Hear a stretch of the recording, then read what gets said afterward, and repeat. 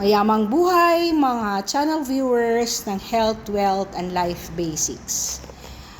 So, meron na ka bang na lista na mga New Year's resolution?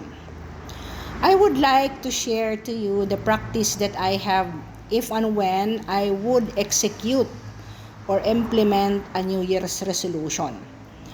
Kagaya ng sinabi ko sa earlier tips ko sa Balanced Life way back in August 2024 when I started my blog or channel, ang buhay ay balansyado kung may 4 ka na areas na dapat puno yon or busog. Una sa lahat ay talagang yung spirituality. Magkaiba po yung spirituality sa relihiyoso. Okay? So, you may be religious pero hindi ka naman spiritually enlightened. Okay? So, unahin mo muna ang spirituality mo. Do you really have a close relationship with your God? And who are the exemplifications of a God? Sabi ni Jesus Christ, for how can you profess that you love your God when you do not love your enemies? Sa Old Testament nga, di ba, ang 10 commandments, love thyself as you love thy God. So, spirituality starts within you. Mahalin mo muna ang sarili mo kasi hindi mo mamamahal ang mga kaibigan mo na may mga weaknesses at saka mga neighbors mo kung wala kang pagmamahal sa sarili mo. Because you will always fault find or find the weaknesses of others if and when you do not love yourself. Spirituality is being considerate with those who cannot understand better the situation, those who are envious, those who are jealous, those who do not share, those who are takers. Wala po yan sa pagpupunta sa simbahan. It's about how you will be able to master yourself first. Kaya yung aking libro na ilalagay dito, Mastery, Self-Mastery. Kasi kung wala kang mastery sa sarili mo at hindi mo mahal ang sarili mo, hindi ka makakapag-move on sa other areas. Ano yung pangalawang poste ng balance na buhay or the second pillar of a balanced life? Number 2 is, of course, your health. Okay? Health, physical health. And the resolution should stem from ano ba ang dapat kainin ko at hindi dapat kainin. Diba sabi ko yon sa isang health tip ko, kumain ka ng nutritious na pagkain na parang yan ang gamot mo. Eat your food as if it is your medicine. It should be preventive. Yung mga kinakain mo, that food would nourish your body, physical body. Kasi kung nourish ang physical body mo, makakapag-worship ka spiritually, di ba? Okay? So, be mindful of your eating. When you eat, di ba, you pray that it would nourish your spirit. So, tinakpan ko po ang wine dito. Kaya red wine yan, kung anong wine. Kasi, dapat tinatabunan natin yung mga bisyo natin. We do not make a way for them to control our lives. So, physical fitness or health ay pangalawa sa pillar mo kasi health is wealth.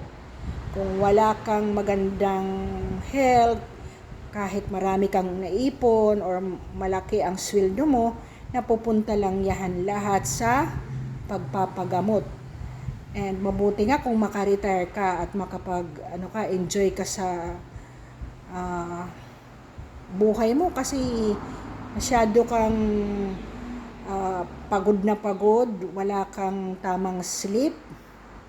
Okay, God divided that 24 hours into 8 hours to sleep, 8 hours to work, and another 8 hours for yourself and your family to eat, to groom yourself, and to have hygiene, and to at least exercise 30-minute time a day.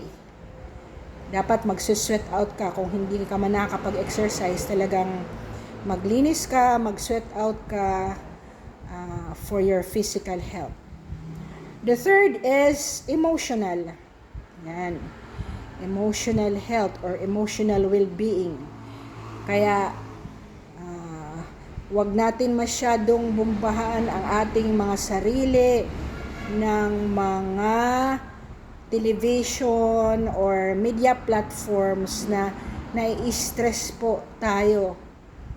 Kaya yang ang pakikinig lang sa mga negative na mga nangyayari sa ating political news would stress us out, di ba? Maawa tayo sa mga whatever na nangyayari, and then parang gusto mo na rin sumali doon sa mga discussions na yon. Imagine if you would open your cell phone so early in the morning and wala kang maririnig kung hindi puro patayan, gera, kalamidad. There is nothing that would add that to your emotional or spiritual state. Kasi whether you like it or not, napaka-negative ang energy pag binuksan natin ang ating TV. Hindi ka nga nagpre-pray, news agad, tapos matutulog ka, mga Batang Quiapo pa or anong mga telenovela na patayan, and then would give sublimation to immorality, mga kirida, mga patayan, mga drugs. I cannot understand why people would end their day with such kind of news. Ang pang-apat po na pillar ay ang inyong mental state. Yan. Mental health. Yung mga taong hindi ka nakakatulog or wala kang peace of mind, kahit relative mo pa yan, anak mo yan, kapatid mo yan, parents mo yan, in-laws mo yan, if they do not give an added value to your humanity and your harmony and peace of mind, by all means, distance yourself from them. It is what you call self-love, mental health. So, after that, sa apat na areas ito, i-identify mo. Halimbawa, sa spiritual, maybe you will start your day and end your day with a prayer. Kahit pasalamat lang, salamat Lord, ako'y nabuhay pa at walang sakit. Pangalawa, physical and health, well-being, sa wellness mo. Siguro mag-walk ka kung ikaw ay nagtatrabaho pa 15 minutes or 30 minutes going to work or within the office premises sa lunch break, instead na magchichismisan ka or nandyan ka sa cellphone mo. So ensure that you are able to flex your muscles.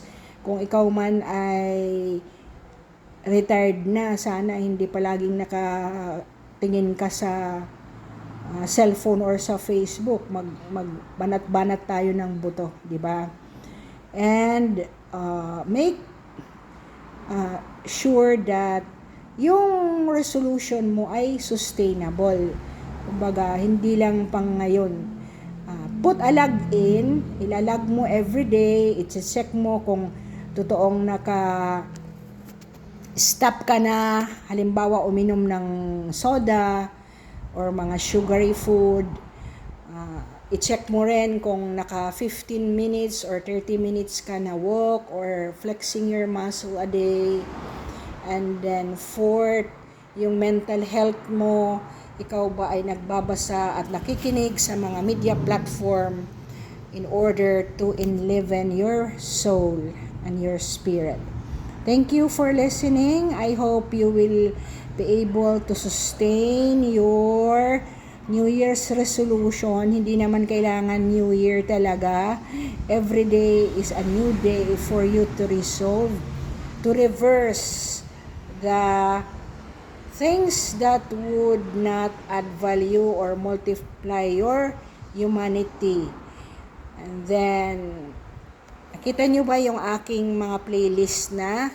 So, we will rediscuss on health, wealth, relationships in my next vlog. Thank you for listening to my Feng Shui also. Kung ikaw ay gustong mag-rearrange ng bahay mo para sa another New Year's resolution. Thank you for subscribing and commenting.